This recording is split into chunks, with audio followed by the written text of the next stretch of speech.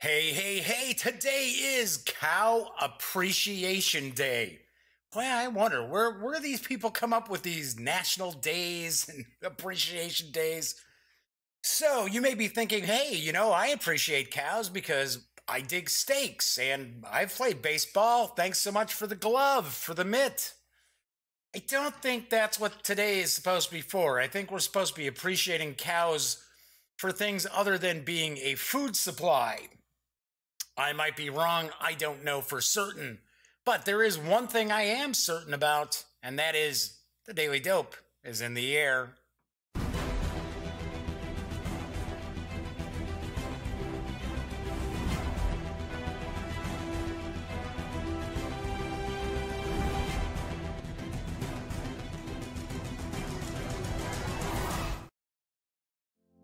Howdy, howdy, howdy, gang. Yes, I'm Jeff McAleer, back once again as your host here at the Daily Dope, which is brought to you by thegaminggang.com, of which I happen to be the Grand Poobah.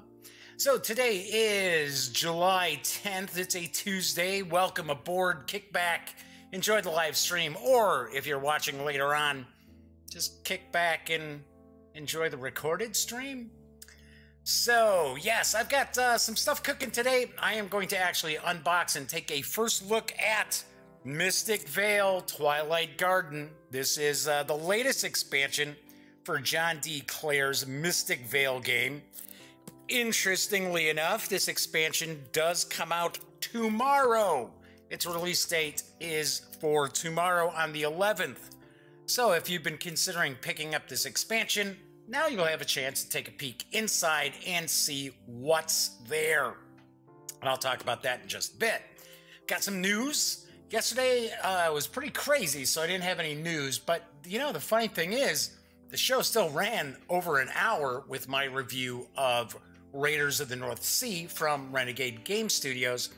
And like I said, I really enjoyed the game. So kind of worked out okay. It was kind of funny because I thought, wow, geez, I really didn't have time to do news yesterday. It's going to be a really short show. And then it turned out to be not such a short show. Today, probably, I don't see it running an hour.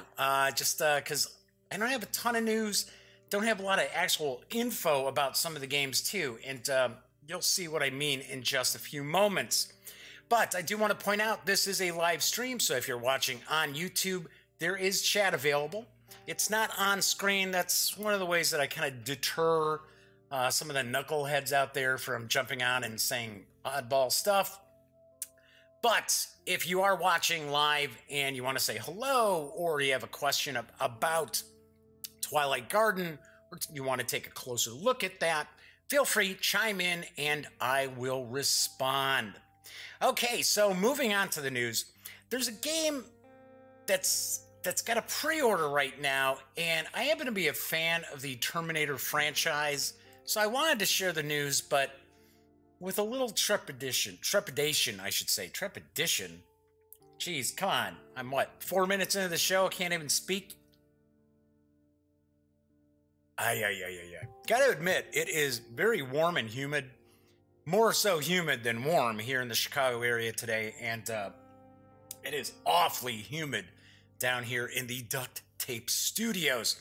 Anyway, so River Horse is on the brink of releasing a new game called Terminator Genisys Rise of the Machines, and it's coming this fall. And there are some pre-orders going on for it right now, and I've got a tiny bit of dope about it. Terminator Genisys Rise of the Resistance. Did I say Rise of the Machines? It's Rise of the Resistance. Sorry about that.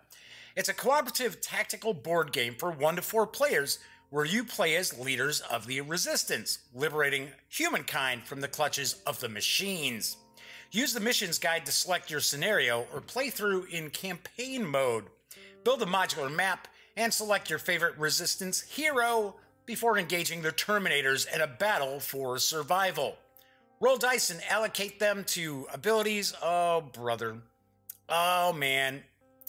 I knew I wasn't going to have this all set up correctly today. That's what happens when you're trying to catch the World Cup.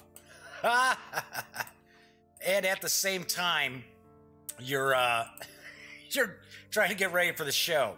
So I'm going to have some extra slides popping up. So I'm going to have to take care of that as we go. Hey, it's been a long time since there's been some screw-ups on the show. So I'm only human, right? It's a live show.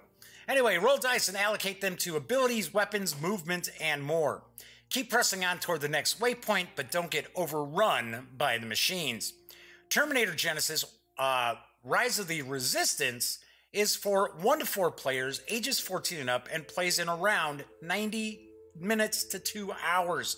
The game is going to carry an MSRP of $85 when it arrives on November 1st. So, as I mentioned, I am a fan of the Terminator franchise, even though I did feel Terminator Genesis was kind of ridiculous by, and I'm sorry if I'm spoiling things, because the movie's been out for a while. I thought it was pretty lame how they make John Connor the villain. It's like, what? I didn't mind them changing the timeline to kind of reboot the series, but the whole John Connor's a villain thing was kind of stupid.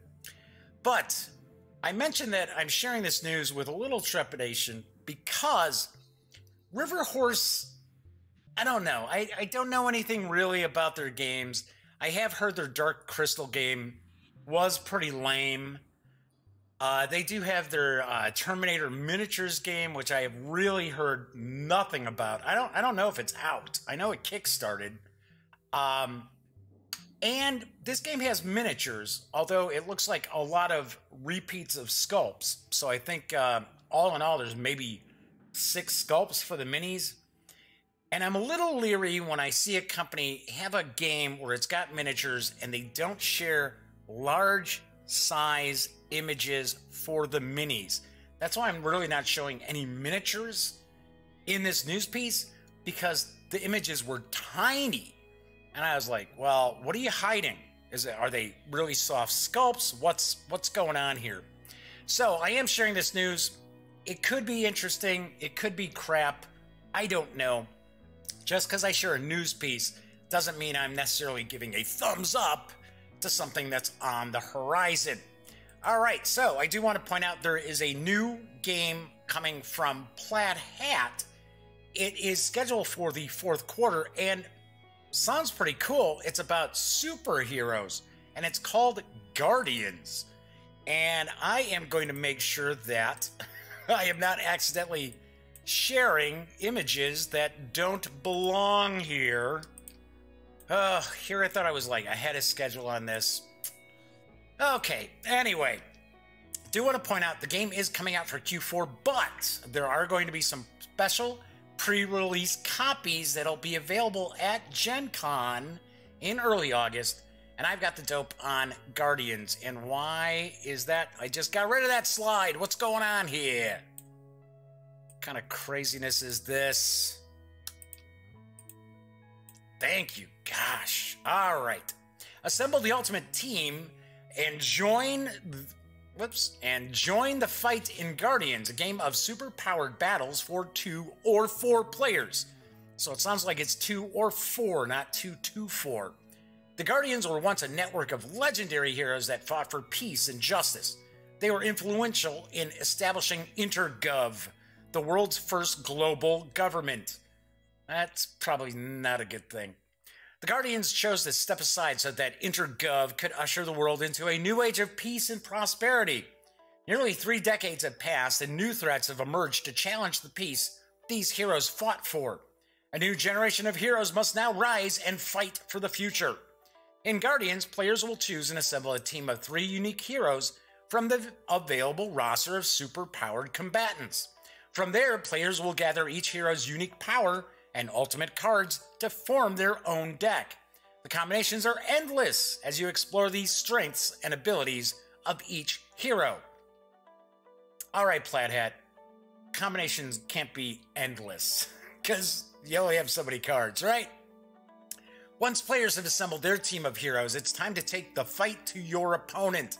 Each game of Guardians will have players using their team of heroes to fight for control of a variety of unusual locations.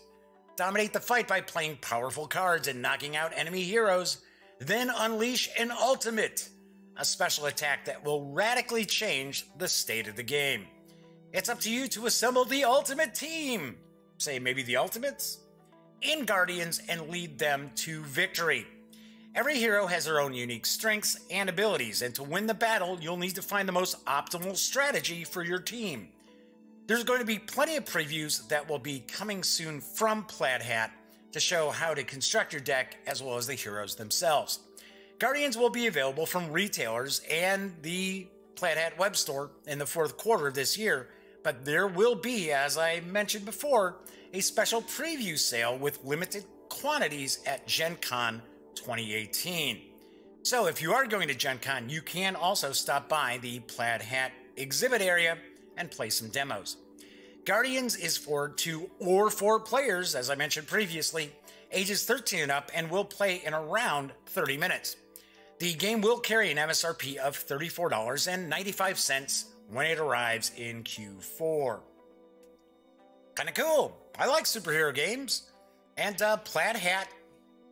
Okay, I'll be honest, I have not played any Plaid Hat games. Yes, I know. What can I tell you? But I've always heard good stuff about Plaid Hat. I've never heard of anything bad. And I gotta admit, that stuffed Fables just looks super cute. I know, it's kind of weird. I'm 50 years old and I'm saying, hey, that game looks cute. So, I know. What can I tell you? But I will actually probably try to swing by Plaid Hat and get a closer peek at Gen Con when I cover it August 2nd through the 5th. So I do want to mention that Ares Games has another expansion by way of the Gremlin project that's coming for Sword and Sorcery, and it's coming either later this year or early next year. So let's make sure that we've got the correct slides all together for this. Okay, let's make sure I get rid of those. Thank you.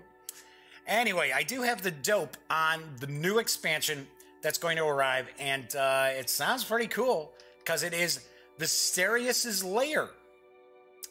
And it is a complete Sword and Sorcery expansion, including everything you need to play for epic quests. Now it says for epic quests, so I'm assuming it means that you can play 4 new epic quests. Fight your way through the fierce orc tribes of Black Queen Island, overwhelm the draconic guards protecting the lair of the Great Worm, and prepare to fight the dragon in the fiery depths of its abode. New epic powers, armors, and items will help the heroes rise to the peak of their power, reclaiming their ancient greatness. New mechanics have been developed for this expansion to resolve the epic fighting against Mysterious, an opponent even more powerful than a mere master enemy. Each head is an intelligent being in itself with different attacks and powers, posing a unique threat to the heroes. Mysterious Lair can be played as a side quest Act 2, and last but not least, Gremlins are actually playtesting a special raid mode where up to 10 heroes can fight against the powerful dragon. Isn't it more like a Hydra? Because it's got multiple heads? I don't know. But I thought maybe a Hydra had 8 heads. Seem to recall, I think the Hydra had 8 heads. Anyway, the release of this new Sword and Sorcery expansion is scheduled either for late 2018 or early 2019. I do not have any MSRP info just yet. So, obviously enough, this is something that Ares Games and Gremlin Project probably don't know when it's going to be off the slow boat from China. So that's probably why they're pointing out that it's either going to be later this year or early next. Especially, I'm assuming they're having the miniatures done overseas. And of course, both Gremlin as well as Ares are European companies, but they're not European countries, Jeff, they're companies. But of course, I am 99.9% positive that Ares Games does do their releases. They do have them manufactured in China. All right, so my final news piece is about a role-playing game that's looking pretty cool. In fact, let me make sure I get some slides in here for you to check it out. And it is a French role-playing game that is now available digitally. I believe it's going to be available pretty soon in hardcover. It's from Mindjammer Press and Modiphius Entertainment. And if you like Tales from the Arabian Nights, or Tales of the Arabian Nights, you might want to know about the dope on Capharnaum, or I believe it's Capharnaum or Nam. Here's the dope. I came seeking adventure, death, and vengeance, and I found Capharnaum. I think that's it, Capharnaum. It called to me with its ancient gods and enmities, its mysterious quests, desert caravans, and dusty souks. I was tracking a djinn, or some people call it a djinn, one of the worst, a myriad risen in rebellion against Marduk the dragon. In the depths of the desert, I had a vision of 1,000 warriors crossing this scorching land. Here, everything is in motion, wind and sand, and the night has 1,000 colors. Everything is struggle, even for those who seek a peaceful life. From the first Odyssey of Kafir Nahum and Jalili ibn Malik. Yeah. Okay, so it's a bunch of Arabian names. Arabic names. Boy, I tell you today. That's what happens when you try to sit there and catch the first half of the World Cup. Yeah. Anyway, you bear the dragon mark. You are destined for great things. Adventures where you'll write the history of the world. In a land of mysteries and magic where east meets west on the burning sands of Jazaret, your future awaits. Oh, don't worry. There's going to be tons of mispronunciations here. Discover a whole new world. A whole new world. Confront the jinn, or jinn, gods and dragons, and take your place among the heroes of the age. Capharnaum, the Tales of the Dragon Marked, is a fantasy role-playing game set in the world of Arabian Nights, Argonauts, and Crusaders. Inspired by the 1001 Nights, the myths of ancient Greece, and the legends of the Crusades. I don't know, the Crusades really aren't legends. It's where history meets myth and legends are born. Capharnaum, the Tales of the Dragon Marked, includes a whole new world of history, legend, and myth, a profound and original setting. Simple yet flexible rules encouraging player intuitiveness up to epic levels of play. Peoples, a gazette, and a bestiary for the land of Jazarat, inspired by Middle Eastern history and myth. Gorgeous maps and full-color artwork. Capharnaum, the Tales of the Dragon Marked, is translated from the original French, and it appears in English for the first time. With a vibrant community and supported by a line of supplements and adventures, all you need to play is this book, or PDF is what I'm talking about, paper and pencils, and a handful of 6-sided dice. All hail the Dragon Marked! Right now, the 392-page core book for Capharnaum is available in PDF from my pals over at DriveThruRPG, and you can get it for $19.99.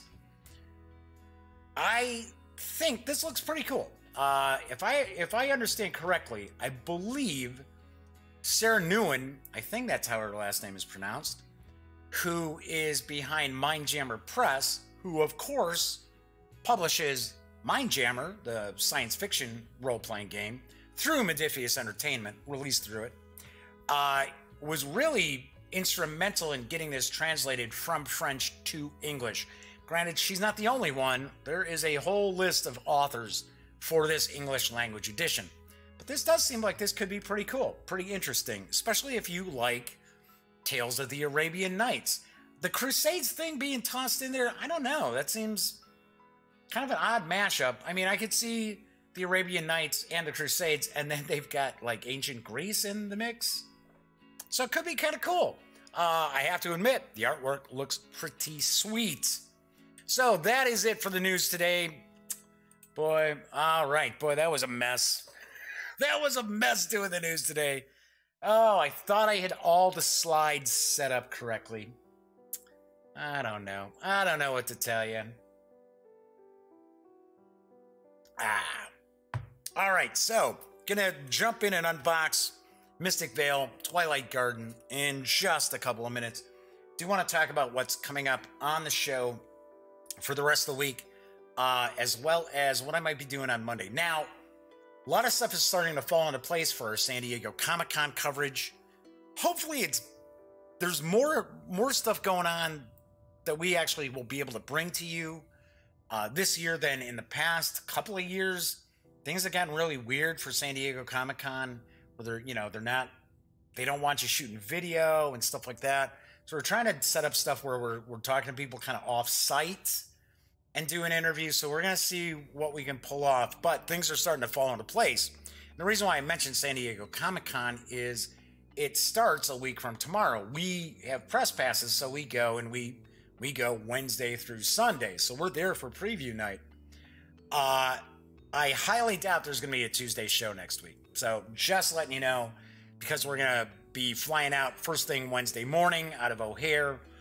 And I'm sure the way things are going to go, I'm going to need to do some packing and make sure I've got everything all set up, all the equipment and that ready to head off to San Diego. So just wanted to point that out.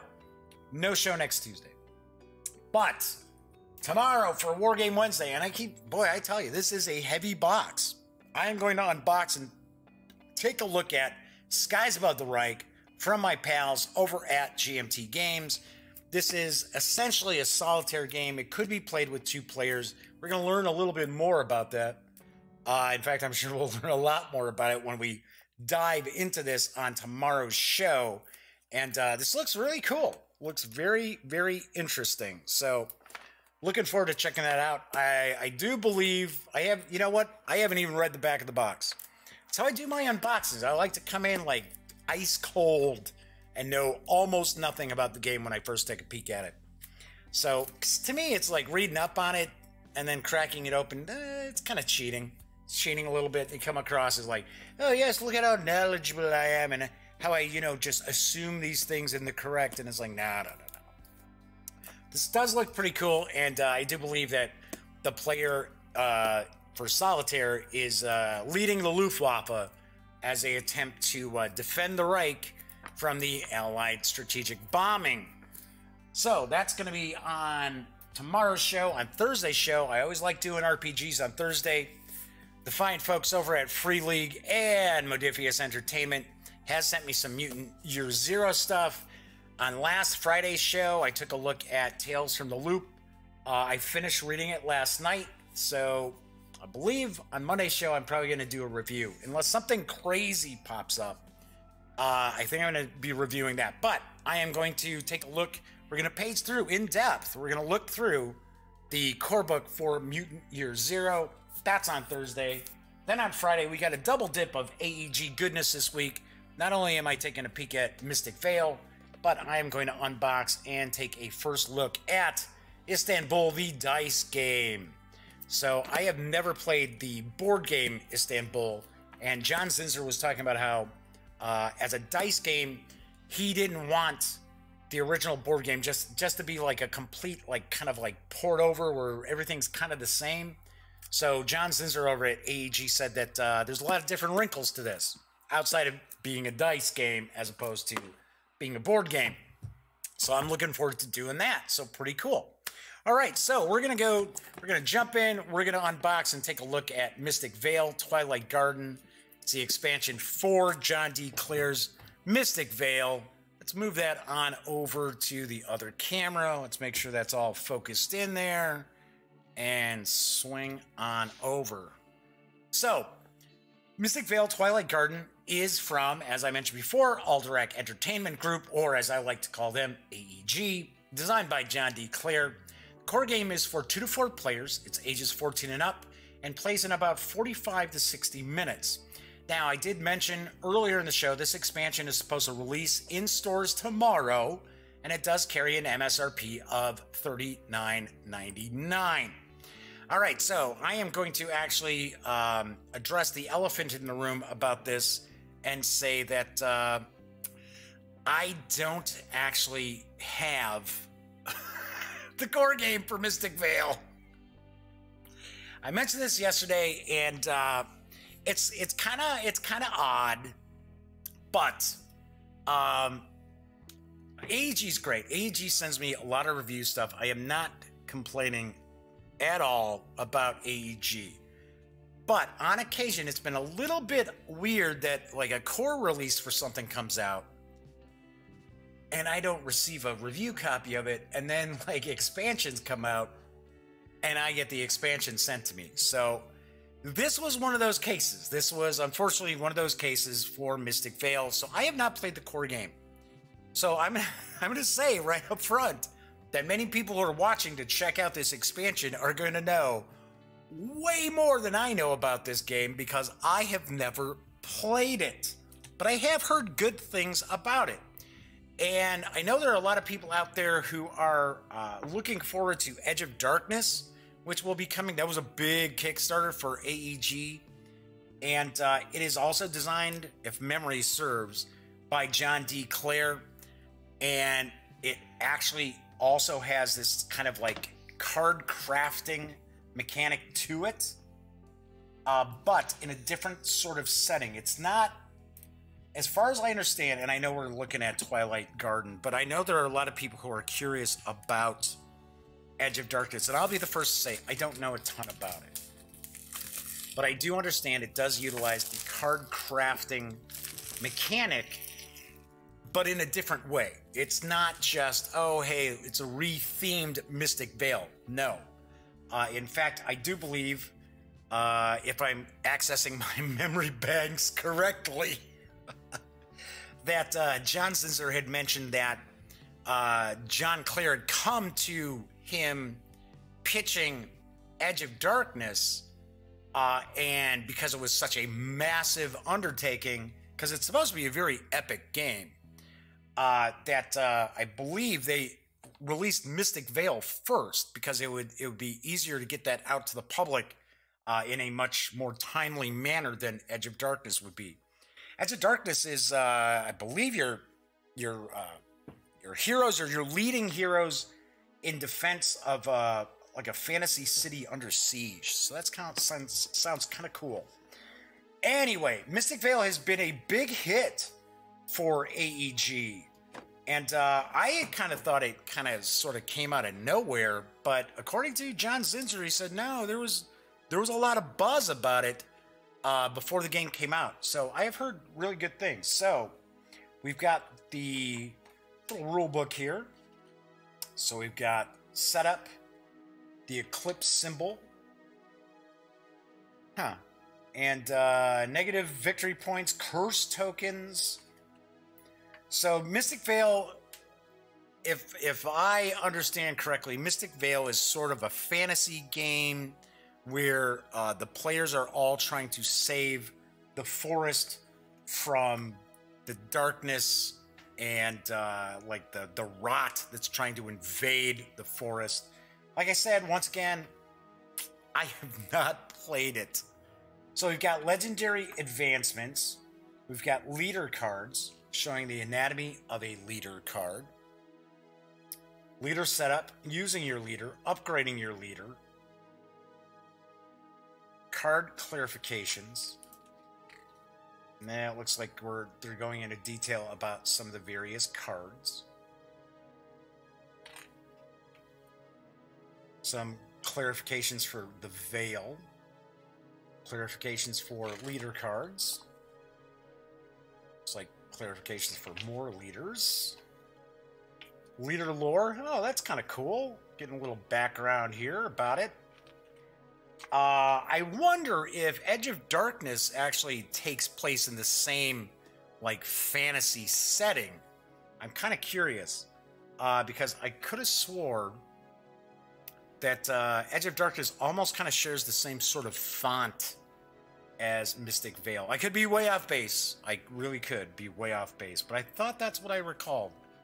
So, I know I'm talking a lot about Edge of Darkness, but hey, I haven't played that game either, so it's not out yet, obviously. I know there are a lot of people wondering about that, because I did get some emails from folks after I shared that interview with John Zinser from Origins Game Fair.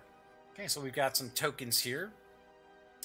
So we've got negative victory points, and then we've got, looks like, I believe those were supposed to be curses. Then we've got the big kind of like plastic cards here. And it looks like we've got kind of the tarot size cards here. So let's open up these tarot size cards, because I think the tarot size cards are like the leaders and stuff. Let's see what we got.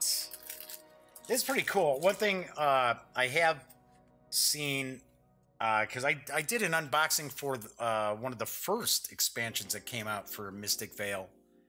And I do like the fact that it's got like these big tarot size cards. So I think that's pretty cool. So we've got these cards here. So we've got this red tree, we got a green tree. With the backing. Okay, I think these are the leaders here. Really nice artwork. Yeah, looks like we've got okay, and then this is Alright, I'm not sure why this card kind of has a different kind of format than the others. What if I... No, still... Don't know. Okay, so... Got like this little mushroom king. The Dreamer. And that artwork is really, really nicely done. You know, I had taken a peek when I was checking out credits and that. I was looking to see who had done the art. And let me throw on my reading specs here. I want to make sure we give credit out to the artists if we've got it on here. Because I gotta be honest, with a lot of games... Okay, so art direction is John Goodenough. John, I should say Goodenough, who's also the project lead. So card art, we've got Felicia Cano, Martin Di Diego, Damien Mamalidi, John Moriarty, Elena Lemmer-Danner, Jeff Porter, Kiki Moke Rizki, Desanda Suthi, and Isurdi Terrananto. And I apologize. I really apologize, because I know I mispronounced everybody's name, but I really do try my best to give artists credit on games, because a lot of times really good art just really expands your enjoyment of a game, as opposed to, you know what, I better leave these on. Especially like role-playing games. I mean, maybe I'm kind of snobbish, but like with RPGs, if I crack open a book and the artwork's like really bad, it just doesn't inspire me to play. I'll give you a great example.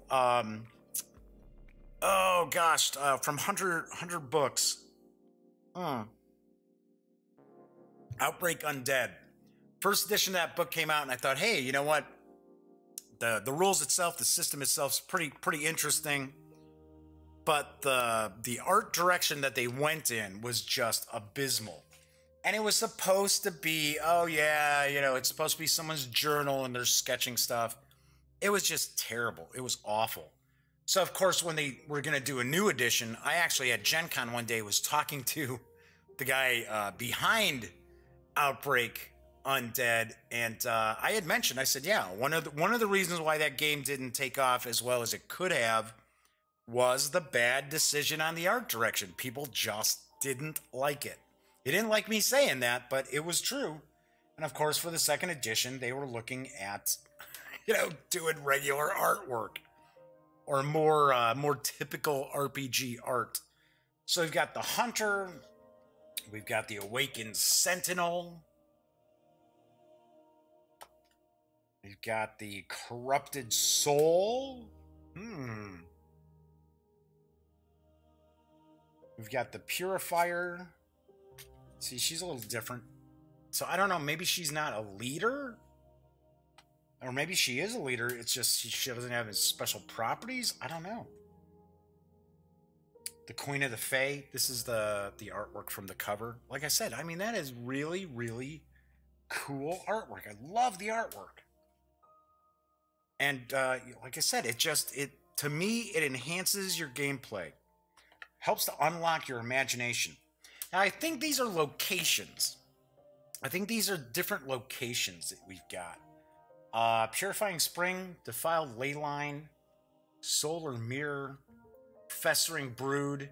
Yes, that would be if I had children. I'm sure they'd be a Festering Brood. Cindermaw, the Obsidian Obelisk, Witchwand Wood, Wailing Caverns, Rockspire Zenith, the Eye of Gaia, the Tree Hollow, Windsong Spires, the Mystic Vale Sanctum, Sentinel Stones, Nexus Canyon, Hearthstone Oasis. It's kind of funny, it's almost like a heart. Did I say Hearthstone? It should be Heartstone. And the Corrupted Seer Stone. Ooh, that's kind of cool. Very cool. Good stuff. Okay, so those are these decks. We've got these more locations. Yeah. Like I said, I wish I could tell you more about this, but I'm going to have to reach out to Mara. I swear, I keep talking about I'm going to reach out to Mara, who is now, alongside Todd Rowland, she's doing PR for AEG. So I should really touch base with her. You know, I feel weird, though. Here's the whole point. I feel strange when I reach out to companies and go, oh, hey, could you send me this review copy? Especially for something that's been out for a bit. Granted, you know, some companies are like, yeah, they actually want to send me stuff that's been out for a while. I don't even ask because I want to get, you know, some fresh coverage, some, you know, fresh eyes on it. But, I mean, AEG sends me so much stuff usually. I feel kind of weird saying, hey, you know, I didn't get Mystic Vale. Could you send me that? It's a little, just, you know, I'm not that guy. You know, I'm just not that guy. So we got Windspeaker Plateau, Colvine Coulee, Flame Geysers, Witch Tree, Echoing Waterfalls, Spore Geyser. Boy, there's a lot of stuff. Whitewater Whirlpool, Moonrise Lake. I'm not going to go through all of these. I'm just looking to see, ooh, Rotted Weld, or Wield, Rancor Rock. Oh, this looks kind of cool. Frostmarsh Glacier. A couple of Rangers Outposts. A couple of Millhollow Farm Town. And a couple of Fair Hollow Academy. Alright, so we've got these cards here, with these tarot-sized cards in the deck.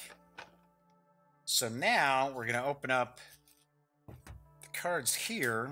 These are the ones that are kind of like a plastic. And I believe, if I remember correct, there's kind of almost like sleeves that you put these in. Let's see.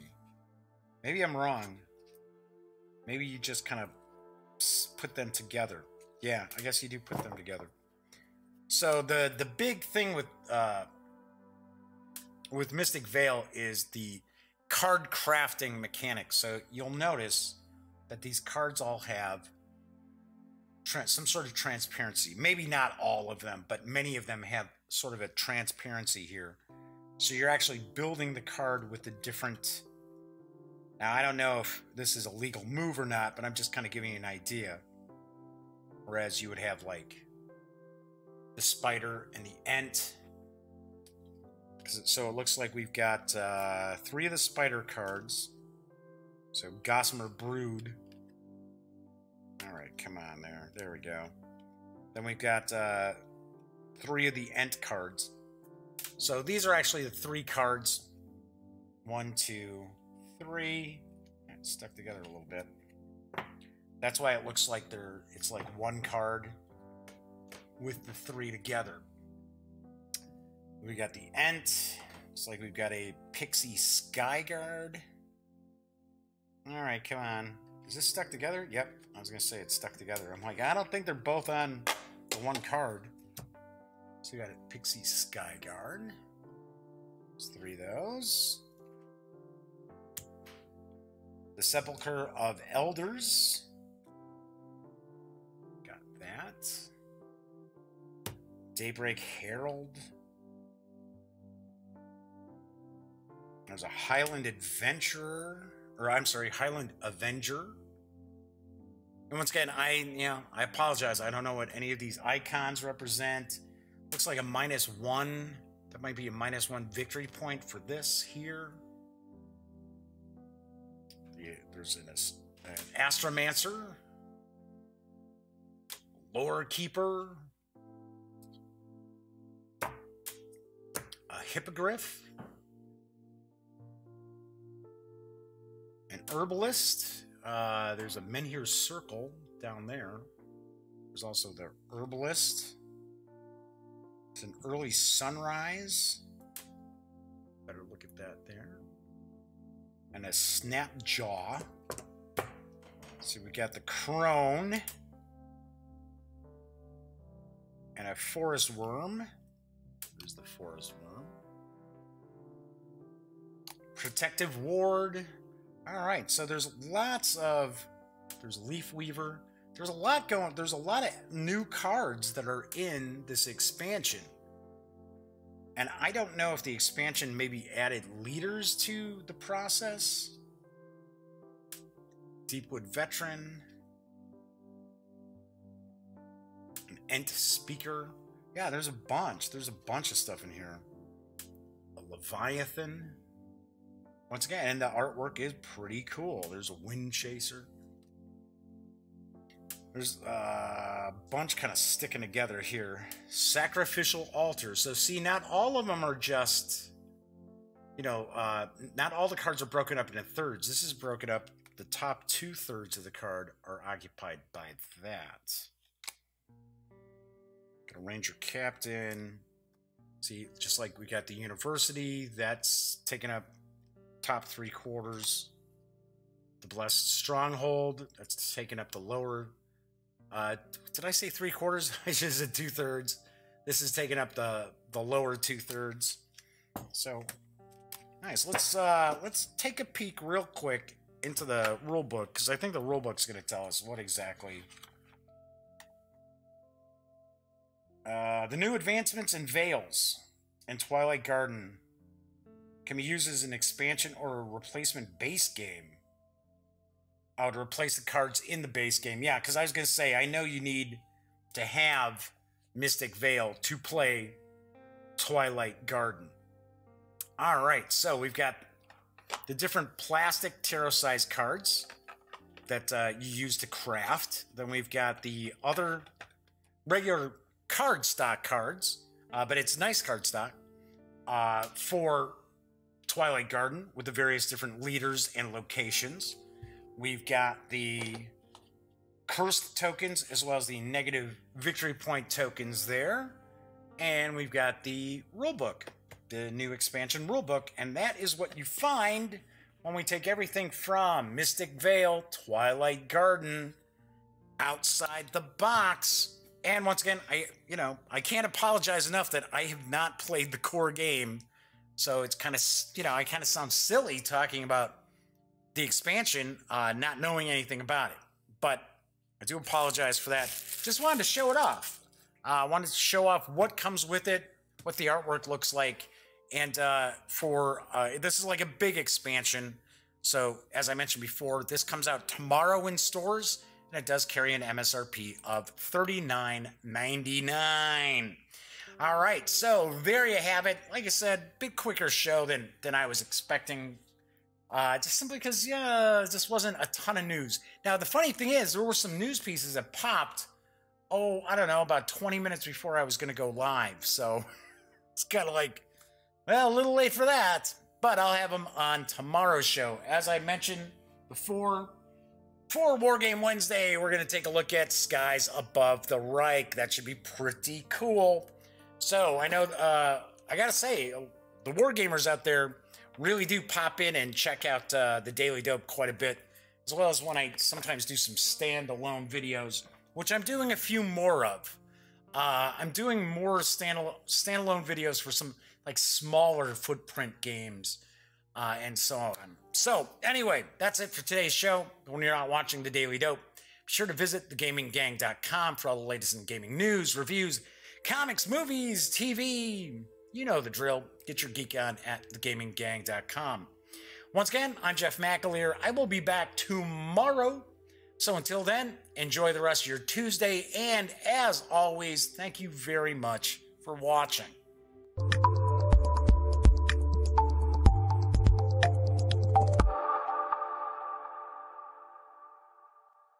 Thanks again for watching The Daily Dope, presented by The Gaming Gang. If you like this episode, be sure to give it a quick thumbs up. And if you dig the channel, please subscribe. If you'd like to check out our previous episode, click right here. And if you want to check out a somewhat randomly selected episode, give a click right down here. It'll be like opening a box of Cracker Jacks. You just don't know what you'll get. Once again, thanks for watching, and I'm Jeff McAleer.